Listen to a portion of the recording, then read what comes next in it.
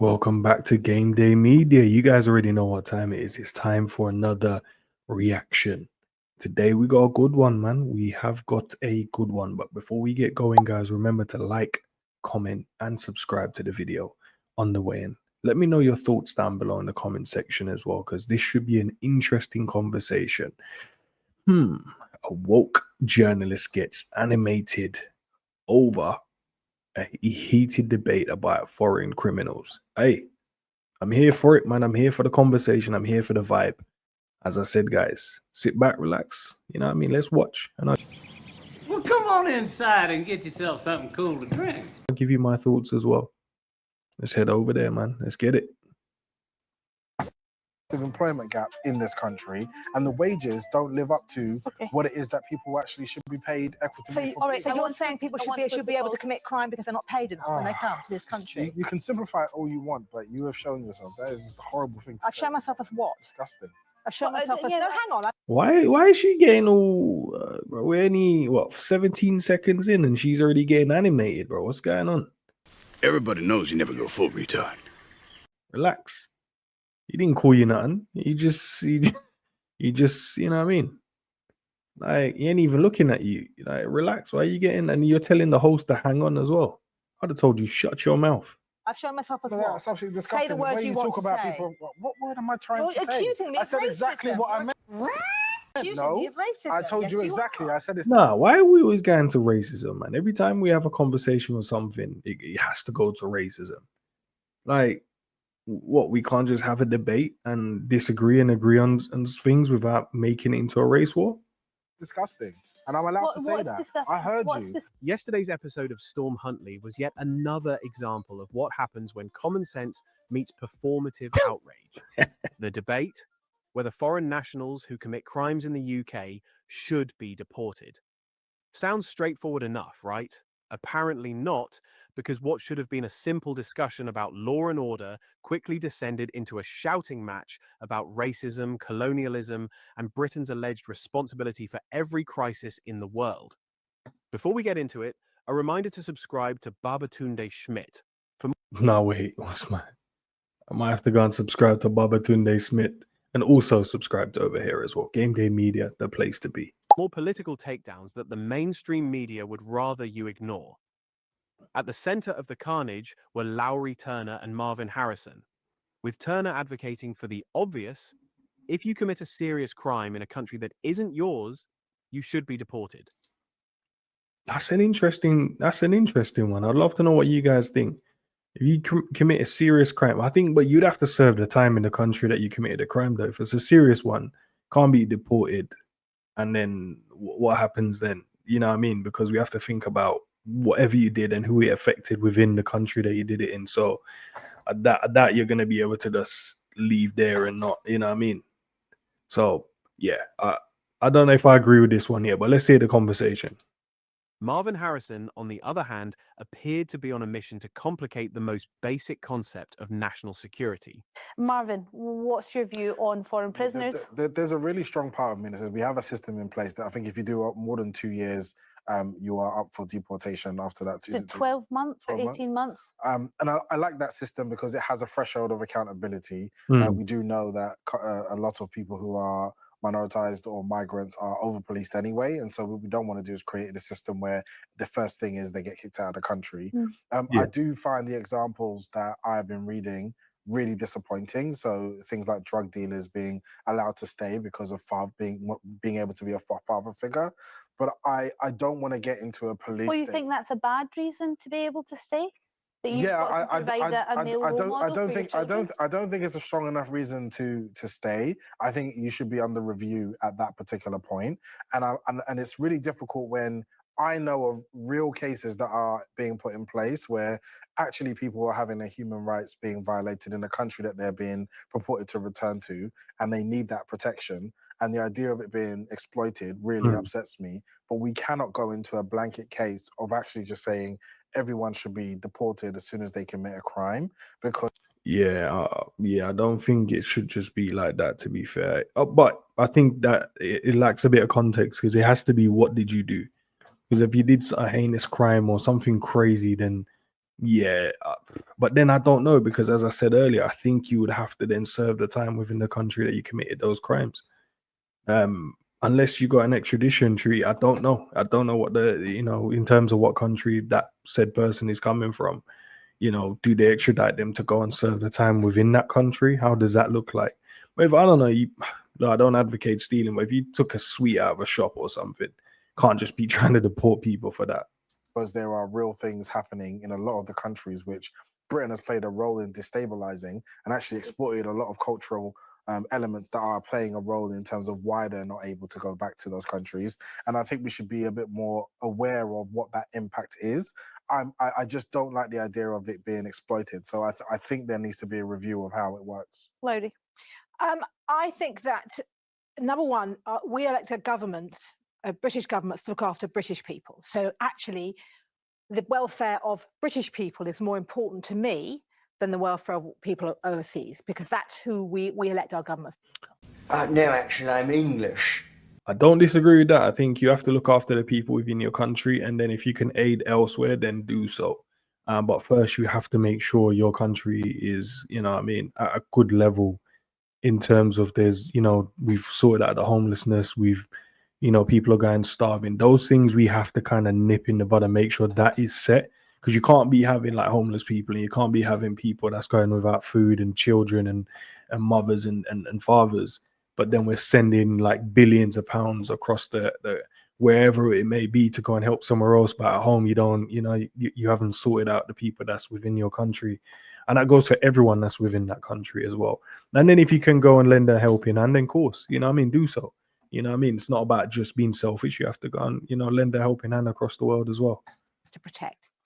I think that the problem with a case-by-case situation we have now is it encourages endless appeals, and it goes on and on. The longer somebody stays, they may get a girlfriend, they may have a baby. It makes it complicated. I do think that it's a privilege to come to the UK.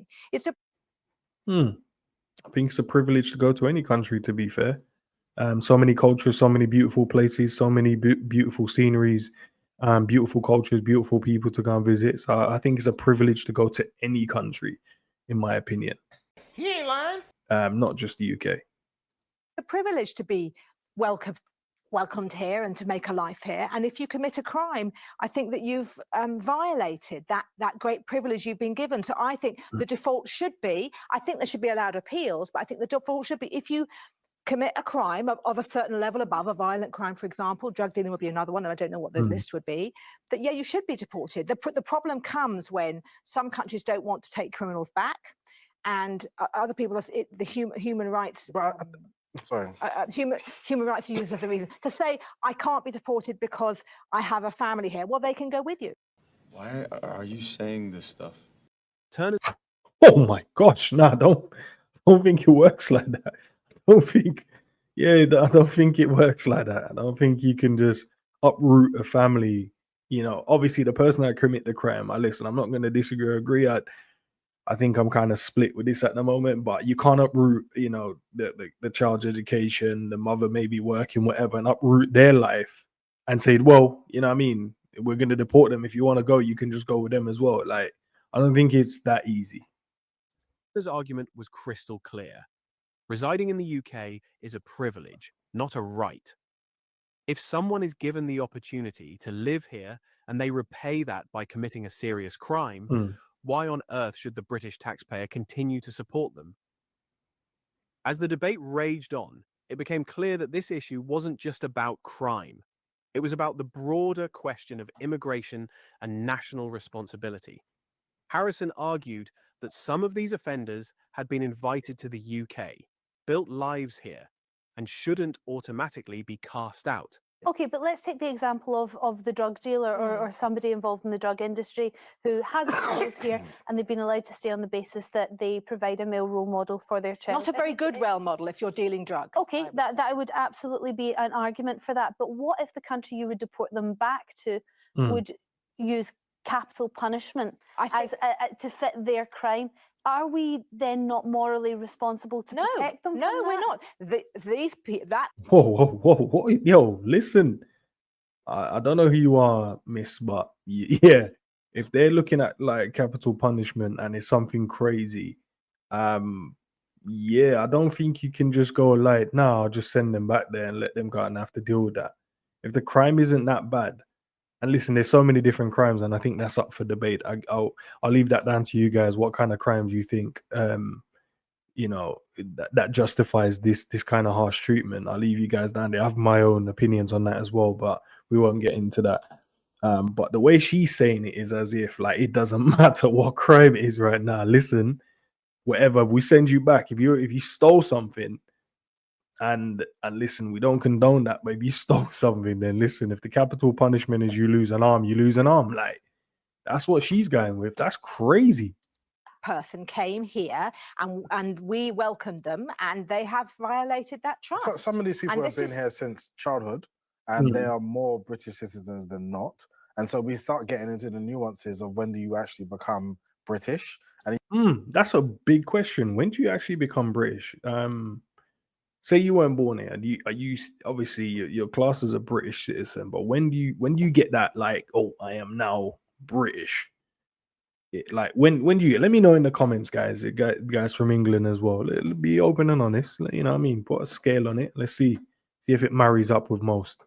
I start thinking about my grandmother who came here from Jamaica as an invitation post-war to help with nursing. And didn't commit a crime, did she? And her Hold on, why is she? Stop interrupting, man. Let him speak.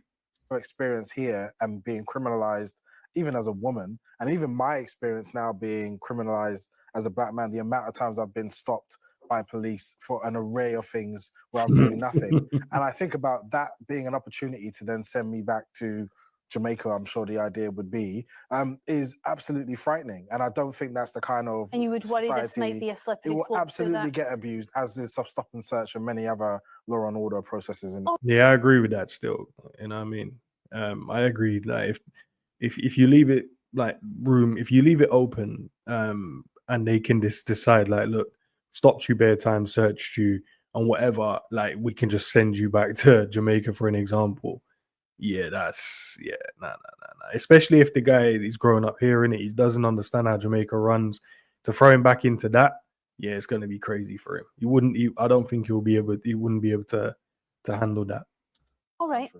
Don't go anywhere because we're taking your calls on this right after the break. Now, they make up 12% of the prison population. And even by your own opinion there, you think, you know, that maybe it's a case-by-case basis. There might be some people that can appeal and be allowed to stay in prison in the UK. So we're talking about a fraction of the amount of space. Fraction. I don't remember asking you a goddamn thing. We're releasing prisoners early because our prisons are overcrowded. But the majority of them are British. Well, yeah, it's only 12%. Like, what kind of point is she's about to make? Well, let's hear her out. Let's see what she's about to say. But the point is, we haven't got enough space in our prisons. So one easy fix is to let's take those prisoners who aren't, or stop committing crime. He ain't lying. That's an easy fix. And you have loads of room. Like, stop being silly and stop committing these silly little crimes that's putting you into prison. And I say silly, but obviously some of them isn't silly, obviously. But yeah, just stop committing crime. And then that would free it up. She's like, yo, just send everyone back home, man. That's raw. British, and send them back to where they come from. And then you've Really? solved the problem. Send them back from where they come from. Nah. I'm triggered now. I'm actually triggered. Of the lack of space. Why you're laughing? It's a perfectly normal and kind of sort of common sense way to do things. Harrison was common sense. That's a dangerous precedent to set, he warned, visibly agitated. Many of these individuals come from countries with unstable governments and poor human rights records. You're effectively sentencing them to persecution or worse. Well, my reaction to that is, it sounds very simple, but actually what you need to take into consideration is that not all countries will do as they are told. So if the British government says, you need to take back these criminals, what if they just say no? Well, then we say no aid. If we're not going to say... Oh, nah, she's radical. What do you mean no aid? So the people that have nothing to do with this, in terms of the crime they committed, and the person that committed the crime, they have nothing to do with that, you're now going to stop aid in that country. White power! Nigger! to people that has nothing to do with that situation. Yeah, that's probably drugs. I reckon that is drugs. Yes to somebody like Shamima Begum. Why should other countries say yes to their own criminals? She's the exception that proves the rule. She's a very particular example. I think that if you are in a situation where we are paying to house foreign nationals in British prisons, there doesn't seem to me to be a good argument when money is tight, but why we are doing that. For me, there's just a darkness where you invite people over to this country to. But often we didn't invite them over. And invite them into this country to participate and to do all the jobs that you don't want to do. But then if you do anything that they don't like, it's like, get out of our country, and they're completely shunning them in society and acting as if you're hiding. Crime. No, but so, as I said before, when we talk about policing minoritized communities, it's not straightforward as he committed a crime. You can handpick particular stories of obvious crimes that have been done, but the consequence of policing everybody in that way is absolutely going to be significantly worse than it helps anything. So, but you keep driving people out of this country, but there's still a massive, massive employment gap in this country, and the wages don't live up to what it is that people actually should be paid equitably for. All right, so you're saying people should be able to commit crime because they're not paid enough when they come to this country? That's not what he's saying, and you're not listening. That's not what he said. Like, you can simplify it all you want, but you have shown yourself that is just a horrible thing to say. I've shown myself as what? With you? What do you mean? You just sound like a fucking retard. Disgusting. I've shown myself as... No, hang on. I've shown myself as what? Don't tell her, hang on. It's her show. That's absolutely disgusting. Say the words way you want want to say. People, what word am I trying to say? Accusing me I said exactly what I meant. He's oh my God. He's not accusing you of racism. He just doesn't agree with some of the statements you've made. If he wanted to call you a racist, I think he would just say it. No, I told you exactly. I said it's disgusting, and I'm allowed to say that. Disgusting? I heard What you. Your comments, can't speak. her comments are disgusting. Stopping aid from countries that need it. Right. Why are you listen speaking to what about you're saying. people who have come here as economic migrants or refugees? Their choice. And you're speaking about them as they're disposable. It's just like, oh, whenever we don't like them, we send Yeah, them get back rid of somewhere. them. That's Crazy. disgusting rhetoric. You can't. If say somebody that comes to the But UK for their choice, I'm they sure don't it's your hang right on. and freedom Hang of on. speech. Hold on, They let don't me come try. here out of great humanitarian desire. I don't like that though, host. I'm gonna call you out on this one. When she kept trying to interrupt him, you didn't say hold on. Now he just spoke over her, and now you're saying hold on, so he can't speak over her. She's done that twice so far, and you haven't held her accountable. We need to keep it equal, please. To better this country. They come here for themselves, to better their own lives, to send money home to their own families. If they then commit a crime, then they have no right to stay. There are people who have absolutely who have come here at our invitation, but there are many more, particularly in the last 10 years. Part of it, so it's exactly. Just like but recent immigration is people choosing to come to this country. I would argue for financial reasons. I would argue that people coming over here in small boats make a fraction of the amount of migrants coming over here. The majority of the migrants coming over here and people from other countries is completely legal. But they come for their own reasons, not because they want to make Britain a better potentially. place. How do you know that's not their reason for coming? Maybe they do come to make England or Britain a better place. Maybe they do come and Britain's got so many different cultures, vast cultures, some beautiful, beautiful cultures mixed up into it, you know what I mean, into Britain's culture as well. And a lot of the cultures that you have in Britain stem from other countries as well, or else it would just be boring as hell. Let's keep it a buck, man. The tension was palpable. Harrison tried to pivot to talk about the need for compassion and rehabilitation, but it was clear that Turner had already won the argument. As always, the viewers weren't shy about making their opinions known. Some called in to support Turner, arguing that public safety should come first and that Britain isn't obligated to keep criminals who aren't citizens. Others sided with Harrison, expressing concerns about the ethics of deportation and questioning whether Britain was really any safer with these policies. One caller, clearly frustrated, cut through the noise. If a British person commits a crime abroad, they're punished under that country's laws. So, why do we have to bend over backwards for foreign criminals here? dead silence from the Harrison camp. You've heard what the panel have to say. They're both very passionate on it. What do you think about sending foreign criminals back to their country of origin? To be honest, with me, I would say all those that have not got a British passport, they should all go back.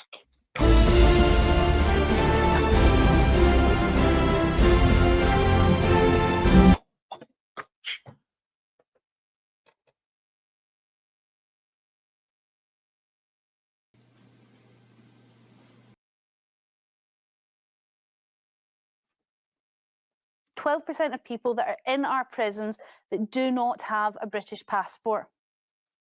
Well, then they should go. Simple as that. Listen, yeah, that's crazy. Some of the stuff she said there was mental. I disagree with a lot of what she said. But listen, I want to know what you guys think, man. I want to know what you guys think. We're gonna cover so many different things, so many different variation on on topics on this channel. That's why we call it the Game Day Media, because we want to check out everything, not only just sports, but everything. This was an interesting conversation, interesting debate. I really want to know what you guys think. Remember, guys, stay safe out there, man.